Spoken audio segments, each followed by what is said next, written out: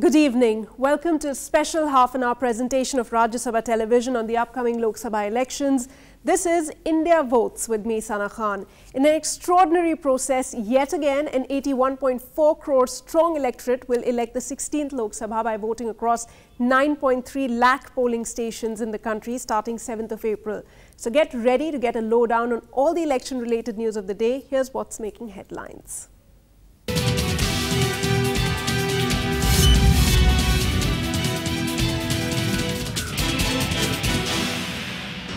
BJP's Central Election Committee meets in Delhi as it remains undecided on whether Advani should contest from Gandhinagar or Bhopal.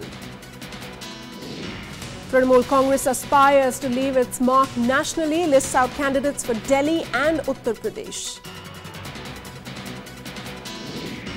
Former Congress leader Jagdambika Pal formally joins the BJP today, no decision yet whether he will get a ticket or not.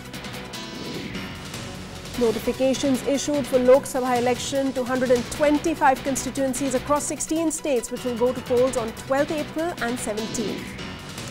And the DMK warns party members of disciplinary action if anyone meets suspended leader M.K. Aragiri ahead of DMK chief Karunanidhi as he kicks off campaign.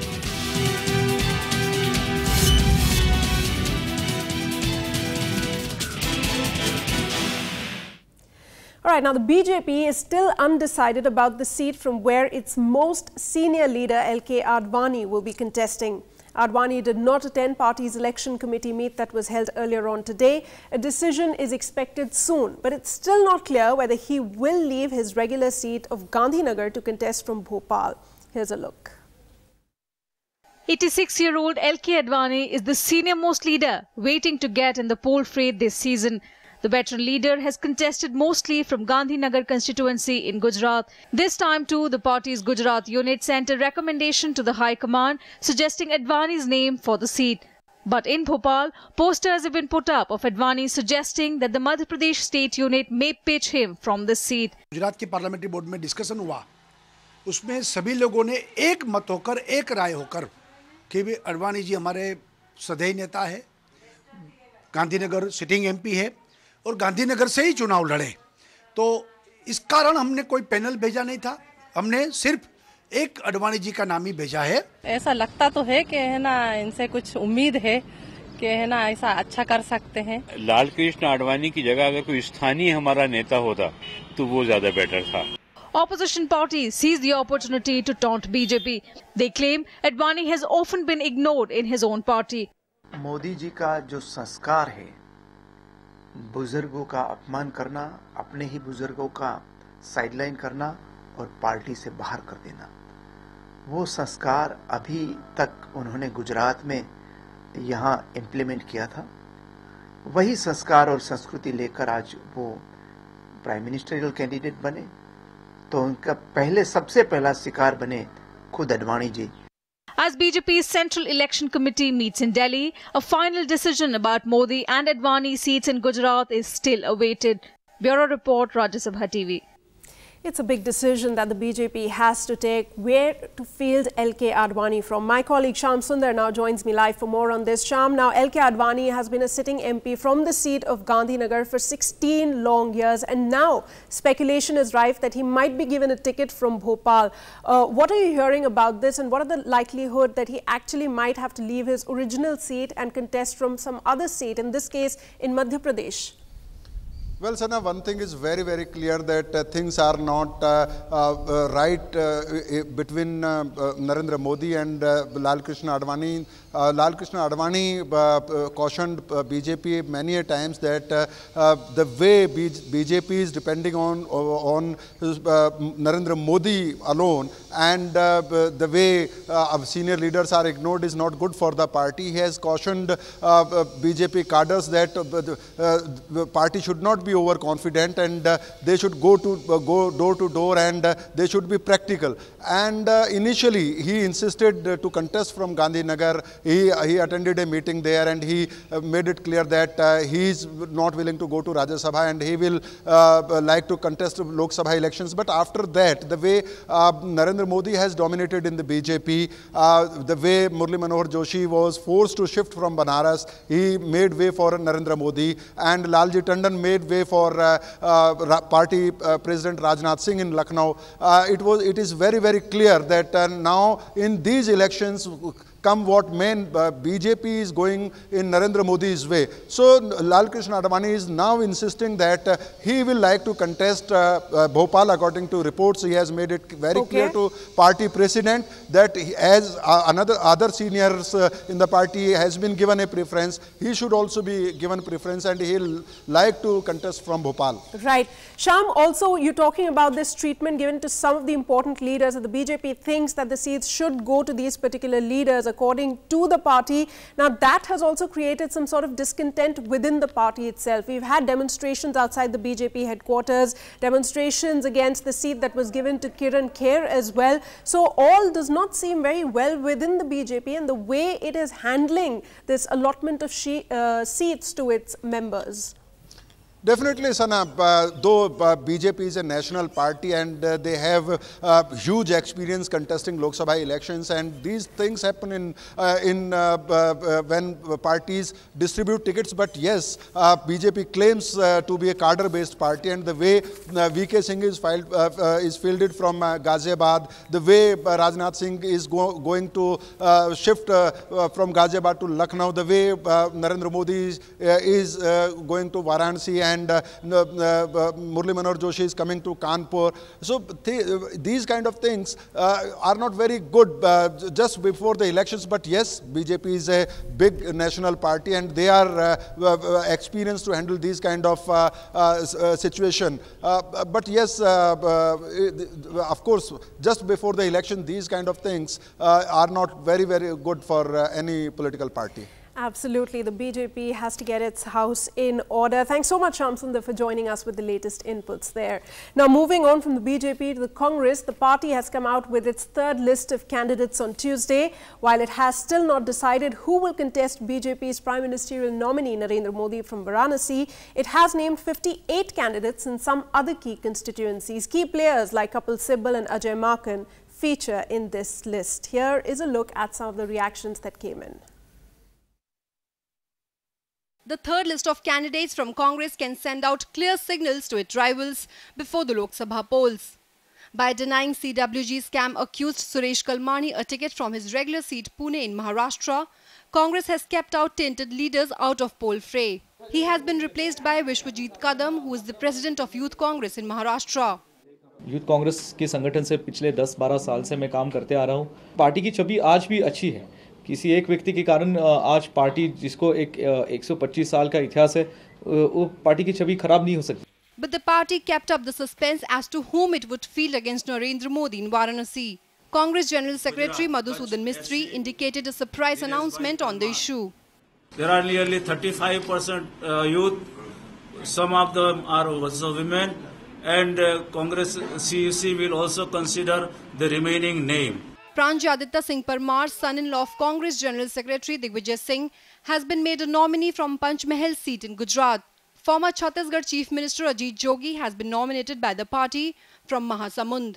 Sonia Gandhi का आदेश शिरोधार्य है. उन्होंने आदेशित किया है, उन्होंने ticket दिया है, उसके लिए उनको धन्यवाद. उनके आदेश का पालन होगा और मैं वहां से विजयी होकर एक सांसद के रूप में आदरणीय सोनिया जी के सामने प्रस्तुत होऊंगा. Union Minister Kapil Sibal gets to defend his Chandni Chowk seat. Krishna Tirath has been nominated from Northwest Delhi. Sandeep Dixit will contest from East Delhi. Jaiprakash Agrawal will fight from Northeast Delhi, and Congress General Secretary Ajay Maken from New Delhi. Former Team Indian captain Mohammad Azharuddin, who is sitting member from Moradabad in Uttar Pradesh, was shifted to Tonk Savai Madhopur in Rajasthan, having substantial minority population. Bureau Report, Rajya Sabha TV. And the Trinamool Congress has come out with its own list of candidates for Delhi and Uttar Pradesh. This list contains names of popular artists and activists. The party feels it will play a key role after the Lok Sabha polls to decide who will form the next government at the centre. Trinamool Congress has released a list of 22 candidates for Delhi and Uttar Pradesh. Though the party's stronghold is in West Bengal, Mamata Banerjee claims that her party has pan-India recognition. To get to a decent figure to play a kingmaker's role, the party has fielded candidates from as far as Northeast. The party said all the candidates have been chosen keeping their image in mind. हमारे पास जो है applications आ रखी हैं बहुत ज़्यादा हम scrutiny भी करने में दिक्कत आ रही है इतनी है तो ऐसा नहीं है कि भी सबकी जिन लोगों के भी नाम हमने सेलेक्ट किए हैं ये जो फॉर्मल रिक्वेस्ट आई है उन्हीं में से ढूंढ के छांट के हमने सेलेक्ट करा है. The party has fielded a host of players, artists and activists in West Bengal in an effort to repeat its performance in the last assembly polls. It seems the party is thinking on the same line for Delhi too. It has nominated known Bollywood actor Bishwajit from the prestigious New Delhi constituency to contest in the polls. ऊपर से लेकर नीचे तक सब हर जगह भ्रष्टाचार ही भ्रष्टाचार नजर आता है. ये हिंदुस्तान के लोगों को पता है. तो भ्रष्टाचार ही आज दुनिया के अंदर हिंदुस्तान का एक नाम बन गया कि भ्रष्टाचार में हिंदुस्तान का नाम सबसे आगे है. तो इसी को हमें रोकना है. Party feels Trinamool has a good chance to emerge as one of the leading parties after the Lok Sabha polls. TMC feels confident of ending up as the third largest party. So it is a wave in favor of Mamata Banerjee. It is a wave in favor of a pair of flower symbol, and I hope this time Trinamool Congress is going to be the third largest party in India. And from West Bengal, where we are now 19, we are fighting in all 42, but certain to achieve the strength up to 38. But a recent political rally hosted by Trinamool Congress chief Mamata Banerjee turned out to be disappointing. Empty seats at a rally where activist Anna Hazare was also supposed to address pegged back hopes for TMC to make a big impact in the capital. It remains to be seen whether Mamata Banerjee's ambition to make TMC a formidable national party after these elections takes shape. Bureau Report, Rajya Sabha TV. And moving on, the Nationalist Congress Party in Arunachal Pradesh today released the first list of candidates for April 9th Assembly election in the state. The party released the names of 14 candidates in its first list on Tuesday after approval from the party's Central Working Committee. The party has fielded Dorji Wangdi Namsa from Kalaktang constituency, Sherge Thungon from Bomdila and former MLA Tara Payang from Taliha. The party would release its final list by Thursday. The Lok Sabha election and Assembly elections will take place simultaneously in the state. Meanwhile, the Election Commission has extended the polling time by 1 hour for April 9th Lok Sabha and Assembly elections in Arunachal Pradesh. Polling would be held between 7 a.m. now and 5 p.m. Time for a very short break. Lots more up ahead on India Votes. Be right back.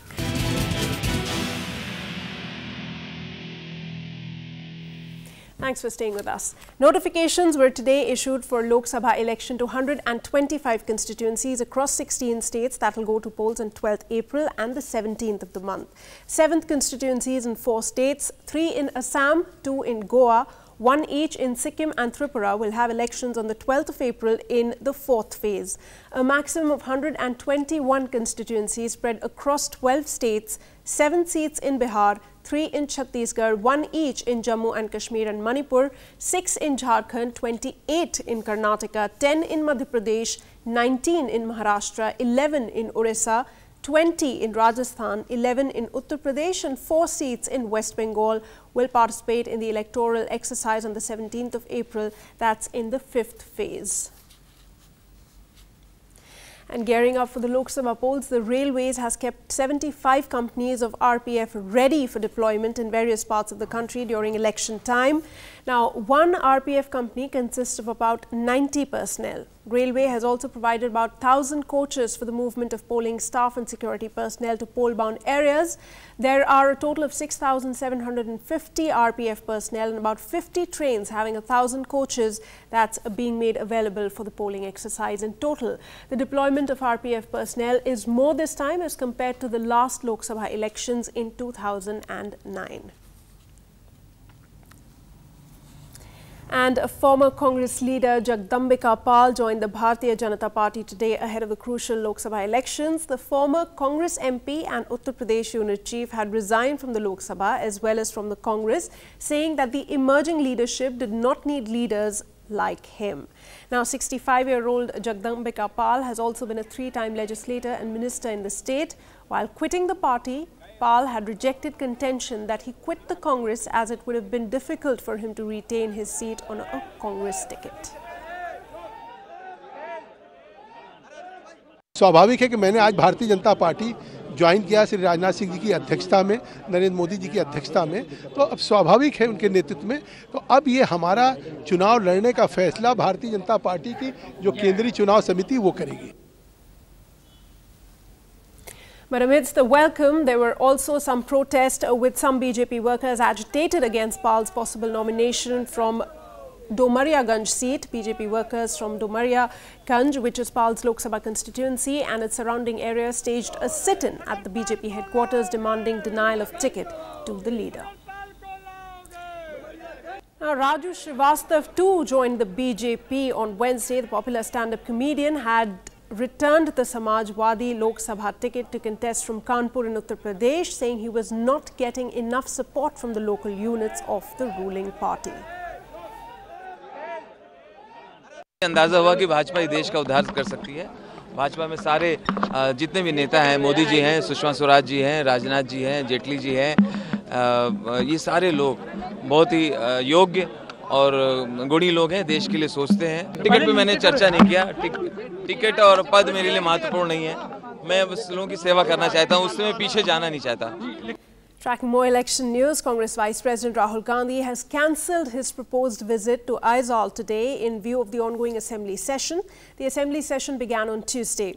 The Congress leader was scheduled to address an election rally at Molpui locality of Aizawl and also meet journalists at Lengpui airport near Aizawl. Rahul's other rally at Wangjing in Manipur was also cancelled. Meanwhile, Narendra Modi's scheduled public rally at Dumka on the 24th of March has been cancelled as well. According to the party's Jharkhand unit, a new date for the rally is to be announced later. The state unit said the cancellation was necessitated following the announcement of the general election schedules. March 24th had been fixed before the announcement of the schedule. And Bollywood singer Babul Supriyo has hit the campaign trail for the BJP in West Bengal. After about a week, he was nominated as the BJP's candidate from Asansol. He has begun campaigning in the state. He has addressed rallies in his constituency. Addressing one rally, he advocated Narendra Modi's need for the development and future of India. He also chose to criticize the UPA government. Though he admitted that he doesn't expect to put up a big fight against TMC or left candidates, Babul Supriyo hopes to dent Congress's chances in West Bengal. इस बार जिस परिप्रेक्षित में मैं यहाँ पे आया हूँ, BJP का झंडा लहराते हुए और मोदी जी का जो कैप्टनसी है, जो एक अच्छा भारत निर्माण का जो एक सपना वो भारतवासी को दिखा रहे हैं. और आप अगर आपके चैनल से लेके हर चैनल के प्री पोल सर्वे देखेंगे तो ये आपको यकीन हो जाएगा कि भारतवर्ष का जो लोग हैं वो उनके सपने पे विश्वास करने लगे हैं. And a report from politics down south, the DMK has warned its party members to stay away from suspended leader M.K. Aragiri. The party has threatened to take disciplinary action against those trying to mingle with DMK chief's son. The warning comes after Aragiri met with his supporters 2 days ago in Madurai. M.K. Alagiri has been declared a no-go zone by his party DMK, which is headed by his father M. Karunanidhi. The party today formally warned its workers of punitive action if they are discovered in contact with the 63-year-old leader. Alagiri was suspended by DMK in January for an extended campaign focused on undermining his younger brother M.K. Stalin. If he goes on talking like this, then he is not interested in coming back to the party, requesting for the leadership to take him back. I don't know what he is doing and what does he means. Since his suspension, Alagiri has met a host of leaders including Prime Minister Manmohan Singh and BJP President Rajnath Singh. There was speculation on whether he will form his own party before the polls. His meeting with supporters and his vocal support for BJP's PM nominee Narendra Modi triggered such a speculation. But he brushed aside any talks of forming a new party. நம்ம ஆட்சியில் இருக்கும்போது நம்ம செய்த சாதனைகள்லாம் மக்களுக்கு போய் சேர்ந்திருக்கா? ஒன்றிய செயலாளர்லாம் உங்களுக்கு உறுதுணையாக இருக்காங்களா? அதெல்லாம் கிடையாது. அதெல்லாம் கேட்கறதே கிடையாது. எவ்வளோ பணம் செலவு பண்ணுவாங்க? முதல்ல எவ்வளோ எனக்கு கொடுப்பேன்னு கேட்டிருப்பாங்க. அதுக்கப்புறம் எவ்வளோ செலவு பண்ணணும்னு கேட்டிருக்காங்க. Alagiri's stronghold is Madurai, from where he has won since 2009. It's the same constituency from where his father, DMK Chief Karunanidhi, will kick off party's poll campaign on April 5th. Bureau Report, Rajya Sabha TV. And the Aam Aadmi Party convener Arvind Kejriwal has written to the News Broadcasting Standards Authority and the Election Commission of India, casting doubts on the veracity of opinion polls. Kejriwal's concern follows the airing of a sting by TV channel News Express on the 25th of February. Days after taking on the media, Aam Aadmi Party convener Arvind Kejriwal has questioned the authenticity of opinion polls aired by news channels. In a letter to the News Broadcasting Standards Authority, Kejriwal said, and I quote, "In case the footage aired by this news channel is authentic, unless proved otherwise, it represents a dark hour for the Indian media. The sting operation shows the heads of some of the well-known polling organizations are willing to manipulate pre-poll survey results for monetary considerations. The Aam Aadmi Party requests you to get the veracity of the sting checked and conduct an inquiry into the role of news channels in broadcasting manipulated polls." Unquote. Kejriwal wants a criminal investigation by a Supreme Court-monitored special investigation team to probe the allegations made in the sting operation. The former Chief Minister of Delhi also sought specific guidelines from the Election Commission on opinion polls for all forms of media.